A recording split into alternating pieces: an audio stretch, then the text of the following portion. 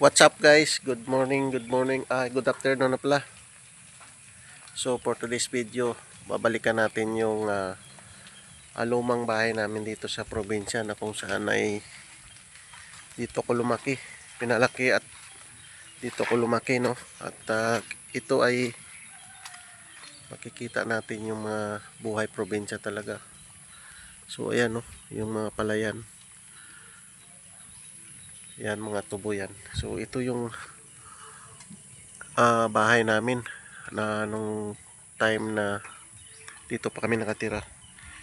So bumalik ako rito siguro mo almost 15 years bago ako nakabalik. At sisilipin natin kung anong mayroon dito. Pero yung bahay namin ay nasira na rito. At tinitingnan nila ng kapatid ko. Tingnan nyo naman, oh, lalaki ng mga puno. Oh. Pero dati wala pa yan. Kasi itong lugar na to pa ay tinataniman pa to ng tubo nung time na yun. Yan. Wala pa yan, malinis yan. Bali-huli na lang itong mga puno ng kahoy tinanim. So titingnan natin kung ano pang mayroon dito sa bahay namin. Yan, silipin natin. Yan, o. Pinupugaran na ata ng mga maligno dito, o. Yan. Guys, puno ng, kung hindi ako nagkamali, mahugan nito. Yan, o. Marami na. So tuwing hapon or araw-araw napunta ata yung kapatid ko dito kasi nandito daw yung alaga niyang kalabaw. So tingnan nyo naman, yan yung bahay namin. Wala na, sirang-sira na. Oh, grabe. So sarap lang sa pakiramdam balik-balikan kung saan ka pinanganak, oh. Dito ako nag-umpisa noon, nangarap. Yan, ito yung, ay wala na. Ito yung mga kahoy na, oh, yung ginamit sa bahay. So yan na yung kabuuan ng bahay namin, kawawa naman. Yan.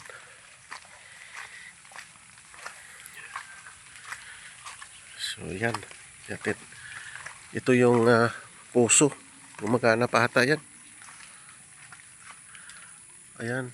Ayan yung dating lutuan namin. Ayan, hugasan. Tapos yan yung lagayan ng kulungan ng manok. Yan yung bahay namin, no. Wala nang bubong kasi dinaanan ng malakas na bagyo noon. At wala nang natutulog dito. Silipin natin dito yung palayan. So bali dito yung palayan namin, no. Kung saan dito kami nagsasaka.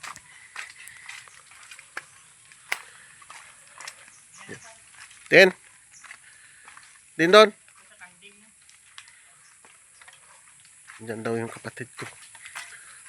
Din, dampe.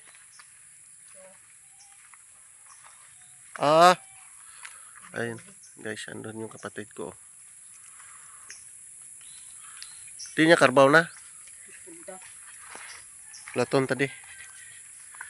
Halin do dagos banwa, no? Yan yung mga palay dito, oh. Yun.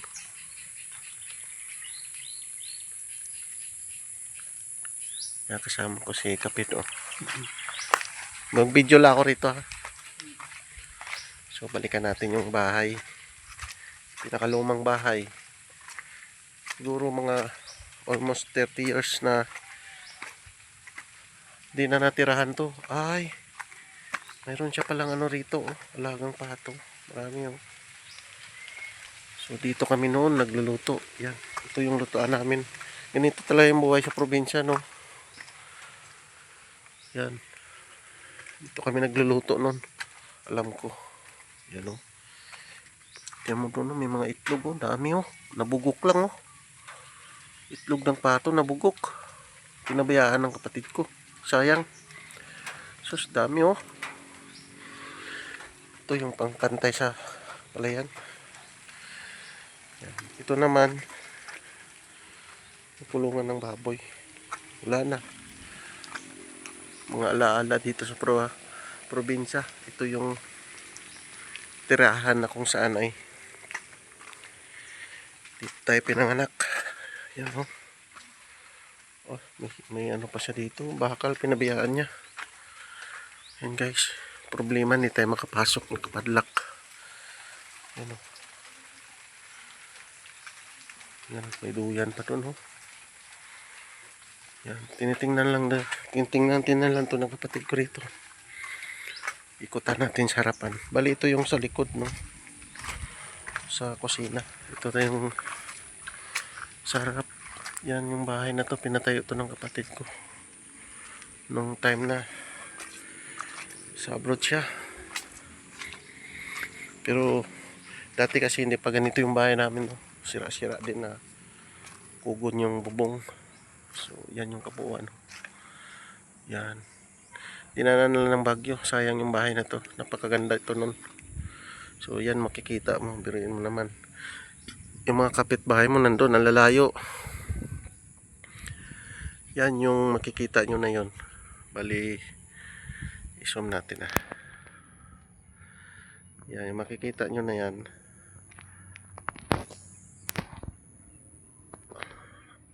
Yun. Yung kulay puti na yon.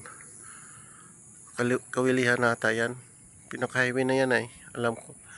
Wala ng kuryente. Wala na yung poste. Yan, ikutan natin yung munting bahay namin noon. So, papasok ka dito. Ito yung terrace. Terrace. Yan. Wala na. Ito na lang natirang bubong.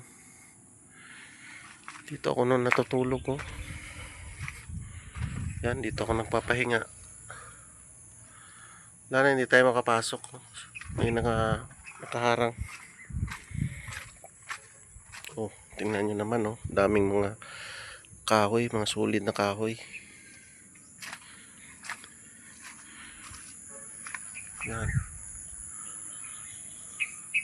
Ah, lalaki ng puno. Samantalang dati, ay, nung buhay pa yung airpot ko nung nakatira sa dito. Malinis to. Tapos, mayroon siya ito, yung mga tanim niya na, tawag nito yung mga niyog. Yung dwarf na niyog. Daming bunga yan kasi magawa siya ng coconut wine. Yan. So, ayan yung pinaka kusina noon ng bahay. Yan yung sala. Ito yung pinaka kusina. So, ito na lang natira, no, yung pinaka kusina.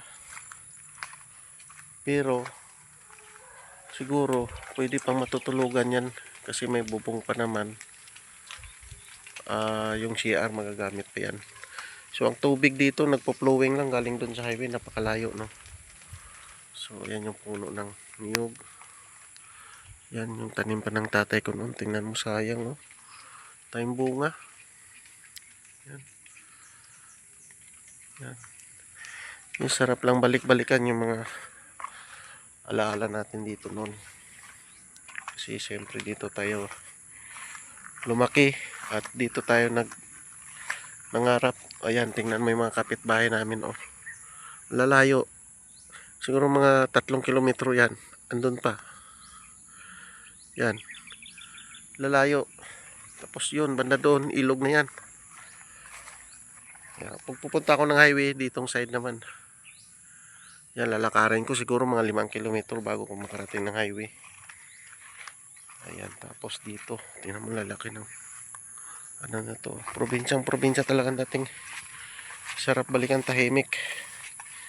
Yan, bali dito na yung sa side namin na palayan. Ayan guys. Yan, oh. Mula dyan hanggang doon. So, tingnan natin dito. Yun, oh. Ayun yung kapatid ko. Ayun pala siya. Tiningnan niya yung kalabaw niya at saka kambing. Doon ata nakalagay. Punta natin guys. Punta natin.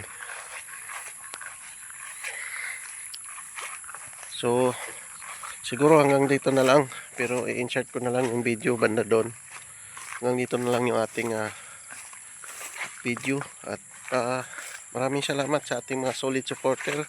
Sa ating mga viewers. At kung hindi ka pa nakapag-subscribe, paki-subscribe ang YouTube channel natin. Pati yung ating Facebook page. Yung Boss Venture Vlog.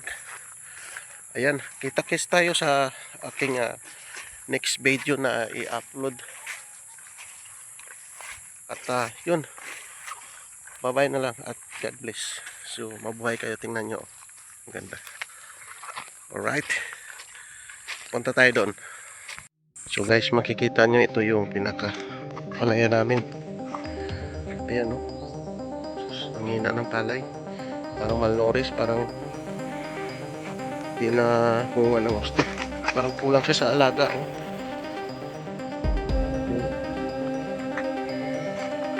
At nandiyan na yung kapatid ko. Punta natin kasi kung ngitay ng manok. Ngayon ako ng manok baot. Ito na yung manok. Boundary. So dali yung dati yung palaya ng epat ko hanggang doon. Ngayon kayo wala na siya. Kinumpra na. Ito sa akin talaga ito. Asay na. Asay na. Ito yung pinaka. Ganun gas na yun.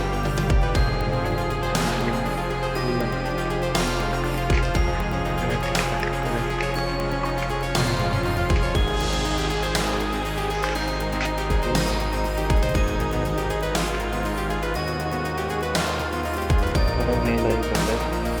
Maganda sana kung ganito.